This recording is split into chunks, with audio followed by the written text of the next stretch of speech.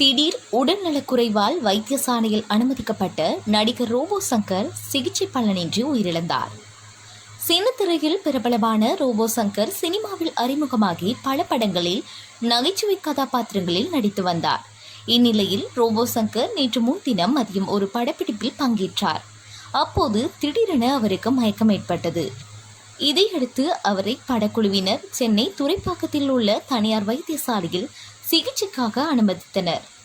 Robot சங்கரை பரிசோதித்த வைத்தியர்கள் நீர்ச்சத்து குறைபாடு மற்றும் குறைந்த இரத்த அழுத்தம் காரணமாக மயக்கம் ஏற்பட்டுள்ளதாகவும் தொடர்ந்து சில தினங்கள் சிகிச்சை பெற வேண்டும் எனவும் அறிவுறுத்தியதன் பேரில் ரோபோ சங்கர் வைத்திய கண்காணிப்பில் இருந்து வந்தார். இந்நிலையில் வெண்டிலேட்டர் உதவியுடன் சிகிச்சை பெற்று வந்த நடிகர் ரோபோ சங்கர் சிகிச்சை பலனின்றி உயிரிழந்தார். ரோபோ சங்கர் சில வருடங்களுக்கு முன்பு மஞ்சக்காமாலை நோயால் பாதிக்கப்பட்டு வைத்தியசாலையில் அனுமதிக்கப்பட்டிருந்தார். தீவிர சிகிச்சைக்கு பிறகு உடல்நலம் தேறி மீண்டும் படங்களில் நடித்து வந்த நிலையில் உயிரிழந்துள்ளார் என்பது குறிப்பிடத்தக்கது.